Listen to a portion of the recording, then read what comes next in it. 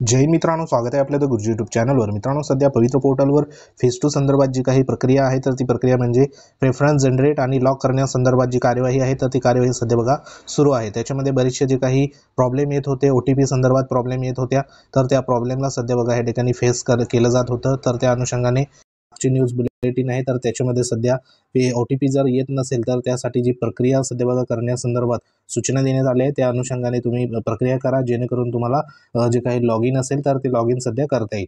तर ह्याच्यामध्ये आता जवळपास आपल्याला माहिती आहे की सध्या 2 तारीख ही शेवटची असणार आहे प्रेफरन्स जनरेट आणि लॉक करण्यासंदर्भात।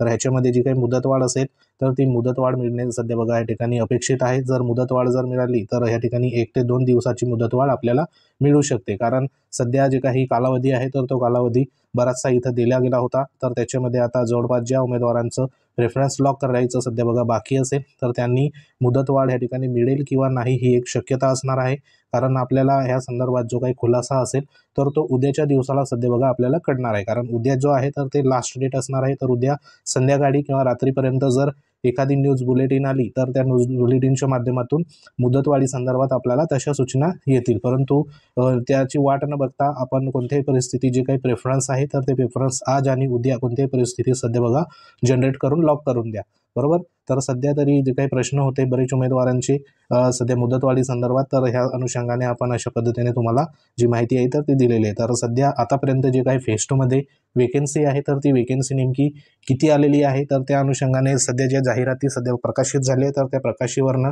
एक या ठिकाणी बघा जी काही माहिती मिळते की सध्या जी काही आपल्याला माहिती आहे की 4 गटासाठी ज्या वेकेन्सी आहेत तर त्या वेकेन्सी आपल्याला इथं पाहायला मिळतात। मग त्याच्यामध्ये जे गट असेल तर तो गट म्हणजे 1 ते 5चा गट आहे, त्यानंतर 6 ते 8चा गट आहे, त्यानंतर बघा 1 ते 5चा गट, त्यानंतर 6 ते 8चा गट, त्यानंतर पुढचा गट आहे 9 ते 10चा गट आणि पुढचा गट जो आहे तो 11 ते 12चा गट। अशा पद्धतीने 4 गटासाठी सध्या बघा ज्या जाहिरात आहे तर त्या जाहिरात सध्या आलेल्या आहे। मग ह्याच्यामध्ये विथ इंटरव्ह्यू आणि विदाऊट इंटरव्ह्यूच्या अशा वेकेन्सी आल्या आहे। तर या व्हिडिओच्या माध्यमातून ज्या वेकेन्सी आहे तर त्या वेकेन्सी किती आल्या त्या आपल्याला या ठिकाणी बघा माहिती होणार। तर सर्वात पहिला आपण जो काही मराठी माध्यमासंदर्भात टेट 2 मध्ये जो सेकंड फेज आहे त्याच्यामध्ये गट जो पहिला गट आहे प्राथमिक संदर्भात 1 ते 5चा, तर त्याच्यामध्ये जवळपास 1432 एवढी जी वेकेन्सी आहे तर ती वेकेन्सी आलेली आहे। तर ही जी वेकेन्सी असणार आहे तर ही सध्या मनपा, नपा, त्यानंतर खाजगी अनुदानित संस्थाची सध्या असणार आहे, बरोबर।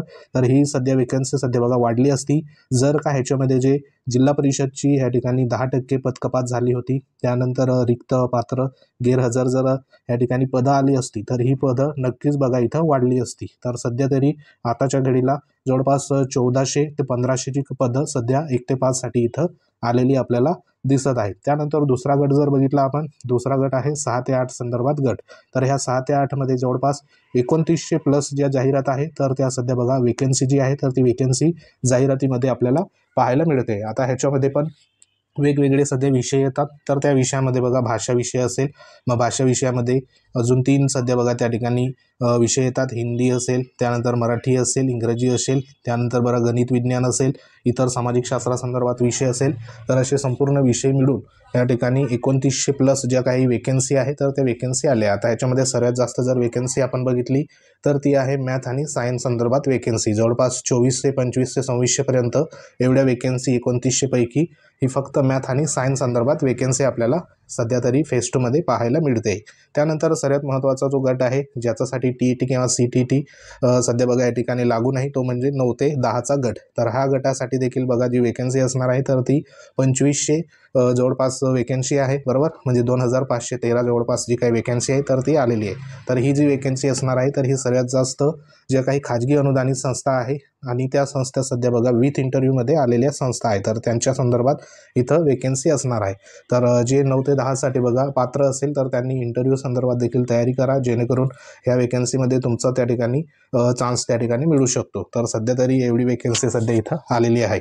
त्यानंतर पुढचा जर गट बघितला आपण तर तो गट आहे 11 आणि 12 संदर्भात, म्हणजे 11वी आणि 12वी संदर्भात हायर सेकंडरी संदर्भात।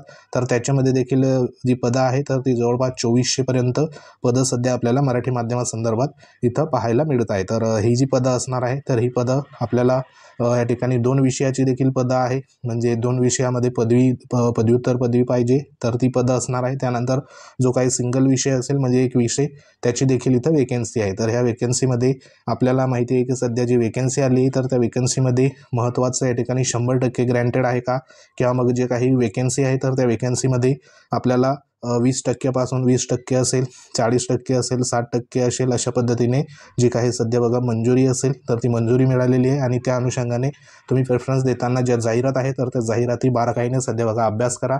नेमकी आपल्या या ठिकाणी जी काही स्पेशलायझेशन असेल तर त्या स्पेशलायझेशनचं वेकन्सी सध्या आली आहे किंवा नाही, आणि त्या जाहिरातीमध्ये आपला जो काही प्रवर्ग असेल तर त्या प्रवर्गासाठी बघा वेकन्सी आहे किंवा नाही हे व्यवस्थित बघून घ्या. आणि सर्वात महत्त्वाचं, जी वेकन्सी आली ती वेकन्सी सध्या बघा 100% अनुदानित आहे का, किंवा मग 20% आहे, 40% आहे, 60% आहे, तर हे एकदा व्यवस्थित बघा चेक करून प्रेफरन्स तुम्ही द्यायचा आहे, बरोबर. जेणेकरून ह्या ठिकाणी जर शिफारस झाली तर त्या शिफारशीवर सध्या बघा जी काही ह्या ठिकाणी अनुदान असेल तर ते अनुदान तुमच्यासाठी महत्त्वाचं त्या ठिकाणी असणार आहे जर निवड झाली तर सध्या ह्या वेकन्सी एवढ्या वेकन्सी सध्या इथं पाहायला मिळत आहेत. जर आपण टोटल जर सध्या बघा वेकन्सी जर बघितला गोगाम जो काही संख्या असेल तर ती संख्या म्हणजे 1 ते 5 संदर्भात या ठिकाणी जवळपास 1400 पर्यंत वेकन्सी आहे. त्यानंतर 6 ते 8 साठी 2900 पर्यंत वेकन्सी आहे. 9 ते 10 साठी जवळपास 2500 पर्यंत वेकन्सी आहे. आणि 11वी-12वी साठी 2400 पर्यंत वेकन्सी आहे. ही जी वेकन्सी सध्या मराठी माध्यमासंदर्भात, मग याच्यामध्ये उर्वरित जे काही उर्दू माध्यम असेल, बरोबर, त्यानंतर बंगाली माध्यम असेल तर ह्या माध्यमासंदर्भात देखील वेकन्सी असणार आहे.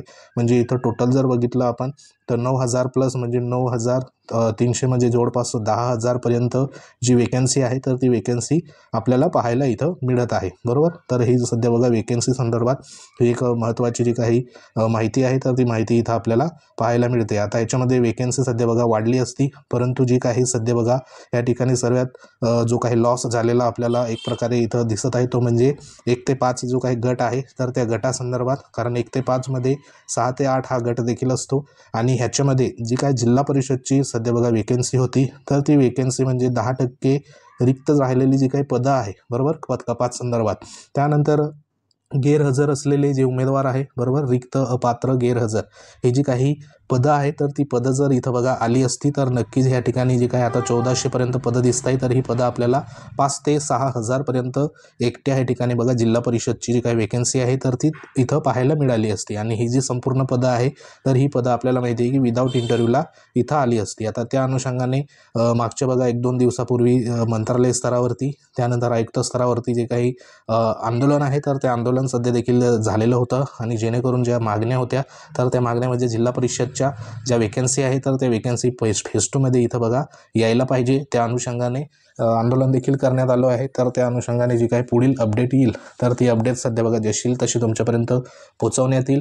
परंतु सध्या तरी जे काही आताच्या जी घडीला जी काही सध्या हालचाली आहे तर त्या हालचालीवरनं आपल्याला जे काही सध्या प्रेफरन्स लॉक आणि जनरेट करण्यासंदर्भात जी या ठिकाणी सूचना आहे तर ती सूचनेनुसार 2 तारखेपर्यंत सध्या बघा इथं मुदत असणार आहे. तर त्या 2 तारखेपर्यंत म्हणजे उद्याच्या तारखेपर्यंत प्रेफरन्स सध्या बघा तुम्ही लॉक करून घ्या. जर मुदतवाढ मिळाली तर आपल्याला प्रेफरन्स जे आहे तर ते अनलॉक देखील करता येतात आणि पुन्हा तुम्ही ते रिअरेंज सध्या करू शकतात. परंतु आता मुदतीच्या आत सध्या बघा प्रेफरन्स जे आहे तर ते लॉक करून घ्या. यदा कदाचित जर मुदतवाढ नाही मिळाली तर सध्या तुमचे प्रेफरन्स जे आहे तर ते सध्या बघा त्या ठिकाणी अनलॉकच ह्या ठिकाणी राहून जाणार. म्हणून रिस्क घ्यायची नाही, तुम्ही लॉक करून टाका जेणेकरून तुम्हाला पुढील जी काही प्रक्रियेमध्ये लवकरात लवकर बघा त्या ठिकाणी संधी अवेलेबल होईल. तर आता जी काही आता संपूर्ण या ठिकाणी प्रेफरन्स लॉक झाल्यानंतर एक जी काही यादी असेल, फायनल यादी, कारण शिफारशी यादी सध्या बघा लवकरात लवकर लावण्याचं जे प्रयोजन आहे तर ते प्रयोजन आयुक्त स्तरावरनं सध्या बघा सुरू आहे.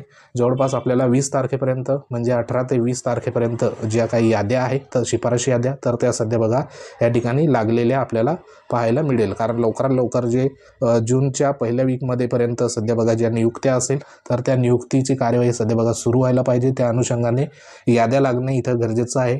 आता ह्याच्यामध्ये 2 प्रकारच्या याद्या लागणार आहे. एक आहे विथ इंटरव्ह्यूची यादी आणि एक आहे विदाऊट इंटरव्ह्यूची यादी. तर ह्या ठिकाणी शक्यता आहे की दोन्ही यादी एकत्र लावणार किंवा मग जे काही मागच्या पद्धतीने पहिली जी यादी असते तर ती असते विदाऊट इंटरव्ह्यूची आणि 1-2 दिवसानंतर विथ इंटरव्ह्यूची यादी लागत असते.